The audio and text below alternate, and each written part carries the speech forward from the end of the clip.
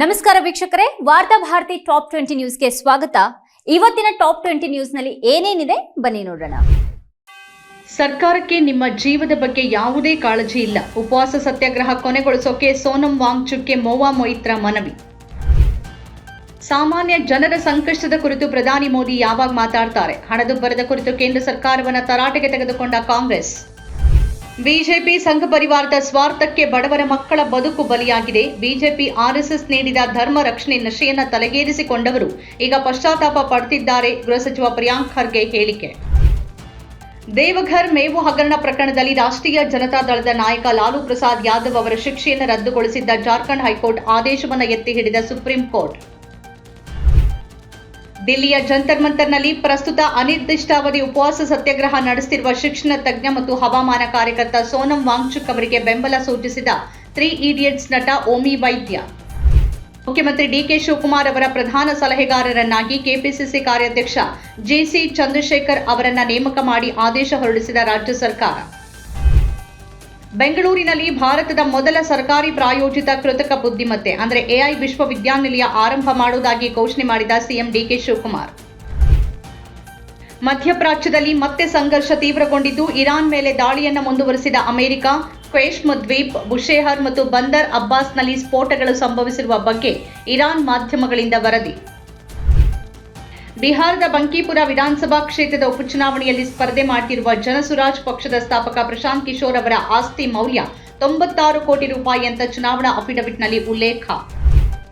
E20 ಇಂಧನ ಗಡ್ಕರಿ ವಿರುದ್ಧ ಸುಳ್ಳು ಪ್ರಚಾರ ಆರೋಪ. ನಾಗ್ಪುರದಲ್ಲಿ 4 ಸಾಮಾಜಿಕ ಜಾಲತಾಣ ಪ್ರಭಾವಿಗಳ ವಿರುದ್ಧ ಪ್ರಕರಣ ದಾಖಲು. E20 ಪೆಟ್ರೋಲ್ ವಿವಾದ. ಕಾರು ಮಾಲೀಕರು ಮೈಲೇಜ್ ಅನ್ನು ಸ್ವಯಂ ಪರಿಶೀಲಿಸಲು ಸಾಧ್ಯವಿಲ್ಲ ಎಂದ ಸಚಿವ ನಿತಿನ್ ಗಡ್ಕರಿ.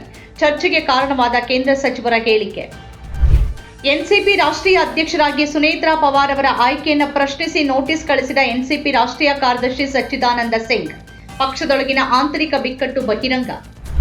ಹಾರ್ಮುಜ್ ಜಲಸಂಧಿಯಲ್ಲಿ ಯುಎಇ ಟ್ಯಾಂಕರ್ ಮೇಲಿನ ದಾಳಿಯಲ್ಲಿ ಭಾರತೀಯ ನಾವಿಕ ಮೃತ್ಯು. ಇರಾನ್ ರಾಯಭಾರಿಯನ್ನ ಕರೆಸಿಕೊಂಡು ಪ್ರತಿಭಟನೆ ವ್ಯಕ್ತಪಡಿಸಿದ ಭಾರತ. ಸತ್ಯಜಿತ್ ಸುರತ್ಕಲ್ ಅವರಿಗೆ ಪರಿವಾರ ಪಕ್ಷದಲ್ಲಿ ಚುನಾವಣೆಯಲ್ಲಿ ಸ್ಪರ್ಧಿಸಲು ಅವಕಾಶ ಸಿಗಲಿ ಅಂತ ಸಂಘ ಪರಿವಾರದ ಕಾರ್ಯಕರ್ತ, ಹಿಂದೂ ಜಾಗರಣ ವೇದಿಕೆಯ ಮಾಜಿ ಮುಖಂಡ ಸಂದೀಪ್ ಪೂಜಾರಿ ಪಂಪ್ವೆಲ್ ಆಗ್ರಹ. ಇದನ್ನ ಟೂಲ್ ಕಿಟ್ ಅಂತ ಹೇಳೋದು ಸರಿಯಲ್ಲ ಅಂತ ಅಸಮಾಧಾನ. ಪಶ್ಚಿಮ ಬಂಗಾಳದಲ್ಲಿ ಬಿಜೆಪಿ ಅಧಿಕಾರಕ್ಕೆ ಬಂದು 1 ದಿನದ ಒಳಗೆ ಬಾಂಗ್ಲಾ ವಲಸಿಗರನ್ನ ಹೊರಹಾಕುವುದಾಗಿ ಹೇಳಲಾಗಿತ್ತು. ಅಧಿಕಾರಕ್ಕೆ ಬಂದು 2 ತಿಂಗಳಾಯಿತು. ಹೊರಹಾಕಲ್ಪಟ್ಟ ಬಾಂಗ್ಲಾದೇಶಿಗರ ಬಗ್ಗೆ ಶ್ವೇತಪತ್ರ ಹೊರಡಿಸಿ ಅಂತ ರಾಜ್ಯದ ಬಿಜೆಪಿ ನಾಯಕರಿಗೆ ಸವಾಲ್ ಹಾಕಿದ ಐವಾನ್ ಡಿಸೋಜಾ. ಆಗಸ್ಟ್ 15ರ ಸ್ವಾತಂತ್ರ್ಯ ದಿನದ ಒಳಗೆ ರಾಜ್ಯದ ಎಲ್ಲ 5927 ಗ್ರಾಮ ಪಂಚಾಯಿತಿಗಳಿಗೆ ಮಹಾತ್ಮ ಗಾಂಧಿ ಪಂಚಾಯಿತಿ ಅಂತ ನಾಮಕರಣ ಮಾಡೋಕೆ ಗಡುವು ನೀಡಲಾಗಿದೆ ಎಂದ ಗ್ರಾಮೀಣಾಭಿವೃದ್ಧಿ ಮತ್ತು ಪಂಚಾಯತ್ ರಾಜ್ ಸಚಿವ ಈಶ್ವರ್ ಬಿ ಖಂಡ್ರೆ. ಕಲಬುರಗಿ ನಗರದ ಜೇವರ್ಗಿ ರಸ್ತೆಯಲ್ಲಿರುವ ಸೆಂಟ್ರಲ್ ಜೈಲಿನಿಂದ ಕೊಲೆ ಪ್ರಕರಣಗಳಲ್ಲಿ ಶಿಕ್ಷೆ ಅನುಭವಿಸುತ್ತಿದ್ದ 3 ಕೈದಿಗಳು ಪರಾರಿಯಾದ ಕೈದಿಗಳ ಪತ್ತೆಗಾಗಿ ವಿಶೇಷ ತನಿಖಾ ತಂಡಗಳನ್ನು ರಚಿಸಿ ವ್ಯಾಪಕ ಶೋಧ ಕಾರ್ಯಾಚರಣೆ. ಡಿಟರ್ಜೆಂಟ್ ಪೌಡರ್ ಬಳಸಿ ತಯಾರಿಸಿದ 2.3 ಕೋಟಿ ಲೀಟರ್ ಕೃತಕ ಹಾಲು ಮಾರುಕಟ್ಟೆಗೆ ಸರಬರಾಜು. ಹಾಲು ಕಲಬೆರಕೆ ಪ್ರಕರಣದ ತನಿಖೆ ವೇಳೆ ಬೆಚ್ಚಿ ಬೀಳಿಸುವ ಅಂಶ ಬಹಿರಂಗ. 7 ಮಂದಿ ವಿರುದ್ಧ ಕಠಿಣ ಸೆಕ್ಷನ್ಗಳ ಅಡಿಯಲ್ಲಿ ಪ್ರಕರಣ ದಾಖಲಿಸಿಕೊಂಡ ಮುಂಬೈ ಪೊಲೀಸರು. ಭಾರತ ಇಂಗ್ಲೆಂಡ್ ಪ್ರಥಮ ಏಕದಿನ ಪಂದ್ಯ. ಅಭ್ಯಾಸಾವಧಿಯ ವೇಳೆ ಪರಸ್ಪರ ಮಾತುಕತೆ ನಡೆಸದ ವಿರಾಟ್ ಕೊಹ್ಲಿ, ಗೌತಮ್ ಗಂಭೀರ್. ಸಂತಸದ ಜೀವನ ಕಳೆಯುವ ಉದ್ದೇಶದಿಂದ ಕುಟುಂಬ ಸಮೇತ ಬೆಂಗಳೂರಿಗೆ ಮರಳಿರೋದಾಗಿ ಹೇಳಿಕೊಂಡ ವಿಶ್ವದ ದೈತ್ಯ ಕಂಪನಿ ಮೆಟಾದಲ್ಲಿ 18 ವರ್ಷ ಹಿರಿಯ ಕಾರ್ಯನಿರ್ವಾಹಕ ಅಧಿಕಾರಿಯಾಗಿ ಕಾರ್ಯನಿರ್ವಹಿಸಿದ್ದ ಬಾಲಾಜಿ ಗುರುರಾಜನ್. ನಮ್ಮ ಕಾರ್ಯಕ್ರಮಗಳನ್ನು ನೀವು ನೋಡ್ತಾ ಇದ್ರೆ ನಮ್ಮ ಚಾನೆಲ್ ಅನ್ನ ಸಬ್ಸ್ಕ್ರೈಬ್ ಮಾಡಿ, ಪಕ್ಕದ ಬೆಲ್ ಐಕಾನ್ ಒತ್ತಿ ನಮ್ಮನ್ನ ಬೆಂಬಲಿಸಿ. ಹಾಗೆ ನಮ್ಮ ಕಾರ್ಯಕ್ರಮಗಳನ್ನ ಲೈಕ್ ಮಾಡಿ, ಕಮೆಂಟ್ ಮಾಡಿ, ಅದನ್ನ ಬೇರೆಯವರಿಗೂ ವಾಟ್ಸ್ಆಪ್ ಮೂಲಕ ಶೇರ್ ಮಾಡಿ.